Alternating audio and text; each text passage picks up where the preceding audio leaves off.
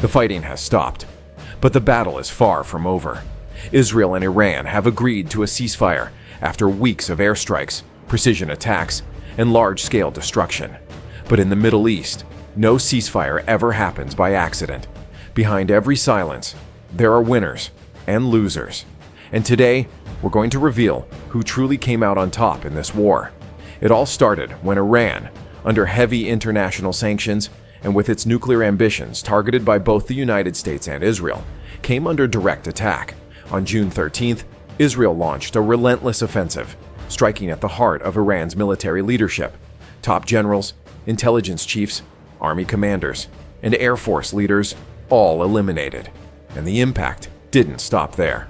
As Iran struggled to recover from Israel's offensive, the United States stepped onto the battlefield.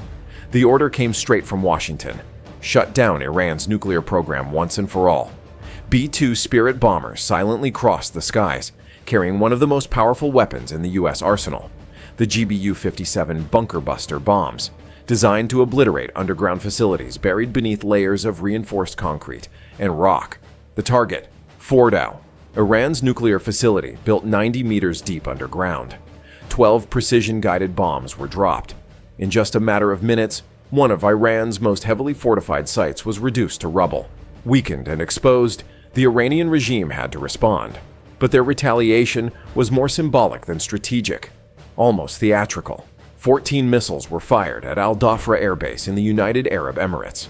But according to intelligence sources, Iran had warned the U.S. in advance, signaling that the strike was nothing more than a show of strength for domestic audiences. Then came the announcement that stunned the world. On June 23rd, President Donald Trump appeared on camera, declaring that Israel and Iran had agreed to a ceasefire.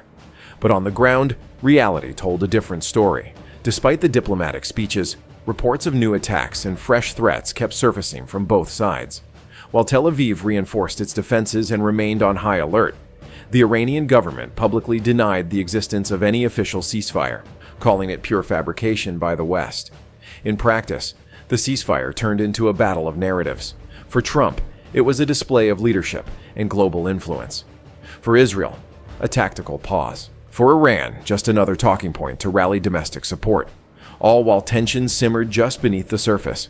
On paper, the ceasefire held, but only on paper. Behind the scenes, no one ever fully let their guard down. And even the American airstrikes, which Trump praised as a decisive blow to Iran's nuclear ambitions, didn't have the impact he claimed.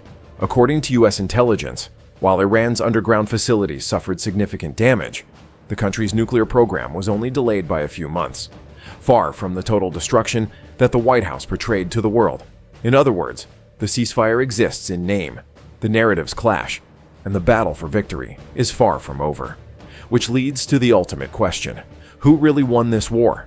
For the Iranian regime, the mere fact that they're still standing is already framed as a victory. Despite losing much of their military leadership, watching key facilities destroyed, and seeing their nuclear ambitions set back by years, maybe even decades, the government in Tehran survived. And in the world of state-controlled propaganda, that's all they need. The narrative of resistance against so-called imperialist powers has gained momentum. The regime portrays itself as the defender of the Middle East, even as it bleeds internally, turning the scars of war into fuel for domestic control and ideological indoctrination. But behind the carefully crafted speeches, the reality is far different. Iran's air defense network, once considered among the most advanced in the world, is now practically crippled. Today, Iranian airspace is wide open. Israeli jets fly overhead with near-total superiority, even above Tehran itself. Israel, on the other hand, followed its well-known playbook: precise intelligence, surgical strikes, and clear strategic goals. And their objective was crystal clear: stop Iran from becoming a nuclear power. Beyond assassinating scientists and destroying critical infrastructure, Israel achieved something even bigger: destabilizing Iran's military to the point of securing long-term regional superiority.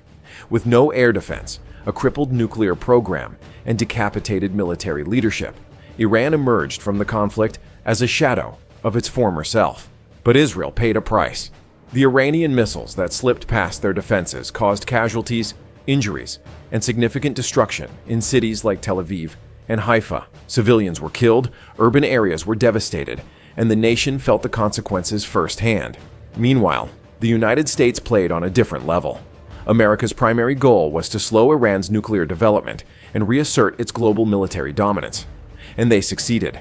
The devastating B-2 bomber strikes, along with the GBU-57 bunker busters, reinforced America's image as a superpower capable of hitting any target, anywhere, at any time.